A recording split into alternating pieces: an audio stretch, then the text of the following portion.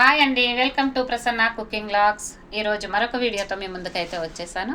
ఈరోజు నేను చూపించబోయే రెసిపీ రొయ్యల కూర సోయా రైస్. తయారు చేసుకునే విధానాన్ని నేను మీకు చూపించబోతున్నాను.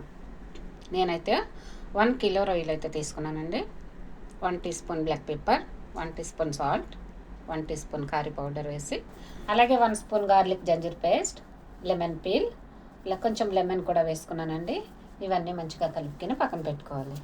ఇప్పుడు స్టవ్ వెలిగించి గిన్నె పెట్టుకొని 2 స్పూన్ల ఒలివ్ ఆయిల్, 1 స్పూన్ బటర్ వేసుకొని మనం ముందుగా కలిపి పెట్టుకున్నటువంటి రొయ్యలను అయితే కొంచెం సేపు వేయించుకోవాలి.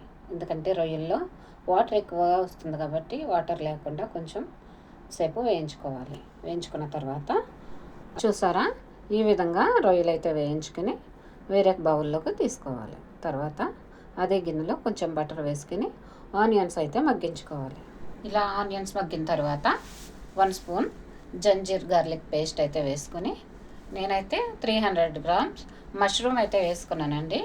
ఫ్రోజన్ మష్రూమ్ అయితే తీసుకున్నాను. మీకు అందుబాటులో ఉంటే ఫ్రెష్ మష్రూమ్ కూడా వేసుకోవచ్చు. తర్వాత మష్రూమ్ ఇలా ఫ్రై అవుతుండగా మనం ముందుగా ఫ్రై చేసి పెట్టుకున్నటువంటి రొయ్యలను అయితే వేసుకున్నాను. తర్వాత 250 ml కుకింగ్ క్రీమ్ కూడా వేసుకున్నానండి.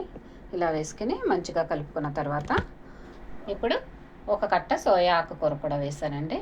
ఎందుకంటే ఆప్షనల్ అండి, కొత్తిమీర ఉంటే కొత్తిమీర కూడా వేసుకోవచ్చు. మా ఇంట్లో అయితే సోయా ఆకుకూర ఇష్టపడతారు కనుక నేనైతే సోయా ఆకుకూర అయితే వేసానండి. ఎందుకంటే నేను చేసేది కూడా సోయా రైస్ చేస్తున్నాను కాబట్టి సోయా ఆకుకూర అయితే నేను వేసాను. ఇప్పుడు కొంచెం సేపు మూత పెట్టుకొని కుక్ అవనివ్వాలండి. ఇంకా లాస్ట్గా కొంచెం కుంకుమ పువ్వు వాటర్ కూడా వేసుకుంటే అంతేనండి.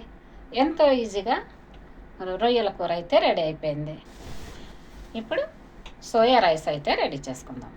గిన్నె పెట్టుకొని ఆయిల్ వేసుకొని ఆనియన్స్ అయితే మగ్గించుకోవాలి. ఆనియన్స్ మగ్గిన తర్వాత నేనైతే 2 కట్టల సోయా కూర అయితే తీసుకున్నానండి. ఈ సోయా కూర అయితే వేసుకొని పచ్చివాసన పోయేంత వరకు కూడా ఫ్రై చేయాలి. ఇలా పచ్చివాసన పోయిన తర్వాత 1 స్పూన్ యాలకుల పొడి, 1 స్పూన్ దర్శన పొడి కూడా వేసుకొని కొంచెం సేపు కలుపుకోవాలి. కలిపిన తర్వాత ఇప్పుడైతే వాటర్ అయితే వేసుకున్నానండి.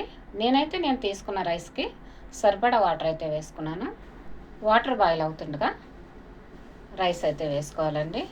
ఎప్పుడైనా సరే మనం రైస్ తీసుకున్నప్పుడు కొలతలతో తీసుకుంటాం కదా, ఆ విధంగా వాటర్ కూడా కొలతలతో వేసుకుంటే రైస్ అయితే పర్ఫెక్ట్గా వస్తుంది. చూసారా, వాటర్ అయితే బాయిల్ అయిపోయింది. కొంచెం సాల్ట్ అయితే వేసుకొని ఇప్పుడు రైస్ వేసేసుకుంటున్నాను. ఈ సోయా ఆకు రైస్ చాలా టేస్టీగా అయితే ఉంటుందండి. ఇలా ప్రాన్స్ కర్రీ కానీ, చికెన్ కర్రీ కానీ, ఫిష్ కర్రీ కానీ, ఏ కర్రీలకైనా కూడా ఈ రైస్ అయితే సూపర్ టేస్టీగా ఉంటుందండి.